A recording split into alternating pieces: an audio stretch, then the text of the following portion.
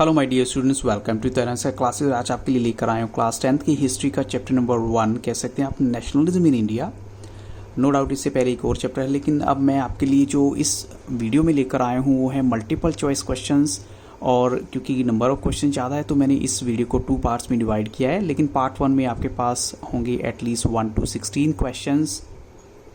और इतना कहना चाहूँगा, अगर आप मेरी video for the first time देख रहे हैं तो आप प्लेलिस्ट सेक्शन में जरूर जाइएगा। वहाँ पर प्लेलिस्ट में आपको कंप्लीट 10th का इंग्लिश का मटेरियल मिलेगा, जिसमें आपको सभी चैप्टर्स की एक्सप्लेनेशन, और वो भी एनसीईआरटी एक्सप्लेनेशन हिंदी और इंग्लिश दोनों लैंग्वेज में। इसके अलावा आपको 1 मार्क क्वेश्चन, 2 मार्क क्वेश्चन और साथ में मल्टीपल चॉइस क्वेश्चन भी मिलेंगे।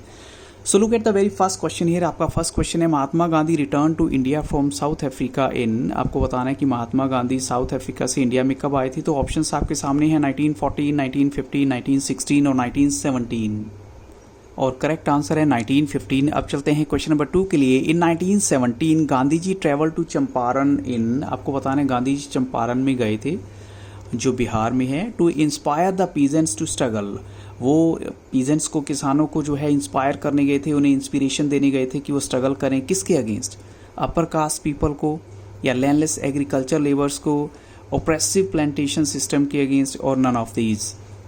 और करेक्ट आंसर है यहाँ पर ओप्रेसिव प्लांटेशन सिस्टम, यानी महात्मा गांधी जी ने उनको कहा था कि आप जो है ऐसे सिस्टम के बिल्कुल अगेंस्ट हो जाइए जिसमें आपको दबाया जा रहा है, ओप्रेस किया जा रहा है।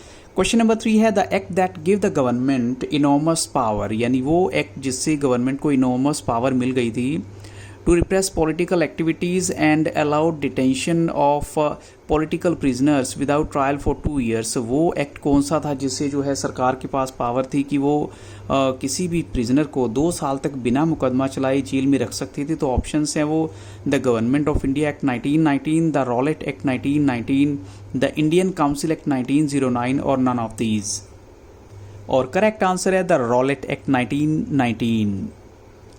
क्वेश्चन नंबर 4 में आपको बताना है, जो जलियांवाला बाग में इंसिडेंट हुआ जहां बहुत सारे लोगों की जान गई, वो इंसिडेंट किस डेट को हुआ था? 10 अप्रैल 1919, 13 अप्रैल 1919, 14 अप्रैल 1919 और 15 अप्रैल 1919।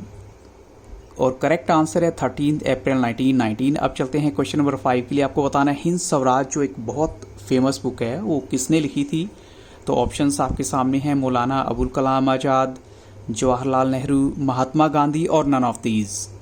और करेक्ट आंसर है महात्मा गांधी। अब चलते हैं क्वेश्चन नंबर 6 के लिए। Mahatma Gandhi started a non cooperation movement. Non cooperation का मतलब होता है असहयोग आंदोलन, in support of Khilafat as well as for swaraj, because एक तो उन्होंने खिलाफत की वजह से भी और स्वराज की भी डिमांड थी। उसका रीज़न बताना है आपको ऐसा क्यों हुआ। The Rowlatt satyagraha was limited mostly to towns and cities. Second है, he felt the need to launch a more broad based movement in India. Third है, by supporting the Khilafat movement he wanted to unify Muslims. और number 4 पे है all of these. तो आपको देखना है बच्चों कौन सा करेक्ट ऑप्शन हो सकता है। करेक्ट आंसर है ऑल ऑफ दीज। अब चलते हैं नेक्स्ट क्वेश्चन के लिए। नेक्स्ट क्वेश्चन है आपका, द अवध किसान सभा वॉज हेडेड बाय, यानी अवध किसान सभा को हेड यानी लीड कौन कर रहा था। तो ऑप्शंस आपके सामने हैं, Mahatma Gandhi and JL Nehru, Baba Ramchandra and a few others. Mahatma Gandhi, Alluri Sitaram Raju and none of these. और करेक्ट आंसर है यहाँ पर बी ऑप्शन। नेक्स्ट क्वेश्चन है, Khilafat committee formed in Mumbai. Mumbai में खिलाफत कमेटी कब फॉर्म हुई थी? अप्रैल 1919, मार्च 1919, फेब 1919 और अगस्त 1919। और करेक्ट आंसर है मार्च 1919। अब चलते हैं क्वेश्चन नंबर 9 के लिए। Hind Swaraj is written by. Hind Swaraj किसने लिखी है? ऑप्शंस आपके सामने हैं, जवाहरलाल नेहरू, ML नेहरू और BR अम्बेडकर और MK गांधी। और करेक्ट आंसर है बच्चों ऑप्शन डी। अब चलते हैं क्वेश्चन नंबर 10 के लिए। नॉन कोऑपरेशन मूवमेंट यानी असहयोग आंदोलन जो था, it was adopted in December 1920 act. और आपको उस जगह का नाम बताना है। तो ऑप्शन कौन से हैं? Nagpur session, Kolkata session, Mumbai session और लाहौर सेशन। और करेक्ट आंसर है यहाँ पर ऑप्शन ए। अब चलते हैं क्वेश्चन नंबर 11 के लिए। In Awadh peasants were led by, यानी अवध में अगर देखें तो पीजेंट्स को किसने लीड किया था। तो ऑप्शंस आपके सामने हैं, एल्योरी सीताराम, बाबा रामचंद्र, फेड्यूल्स और तलुकदार्स।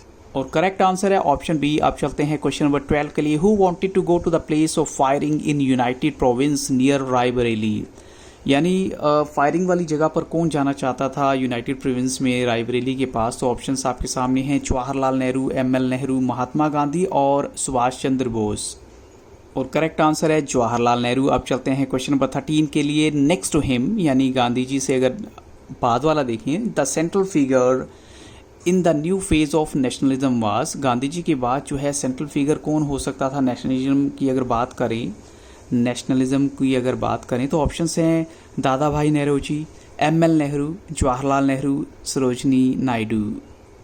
और करेक्ट आंसर है जवाहरलाल नेहरू। अब चलते हैं क्वेश्चन नंबर 14 के लिए। चोरी चोरा इंसिडेंट जो हुआ था वो कब हुआ था? तो ऑप्शंस आपके सामने हैं 1918, 1920, 1921 और 19। और करेक्ट आंसर है 1921। नेक्स्ट क्वेश्चन में आपको बताना है पूर्ण स्वराज की जो डिमांड है वो कब फॉर्मलाइज्ड हुई थी? तो 1929 की बात कर रहे हैं हम। ऑप्शंस आपके सामने हैं लाहौर, चेन्नई, कोलकाता और अमृतसर।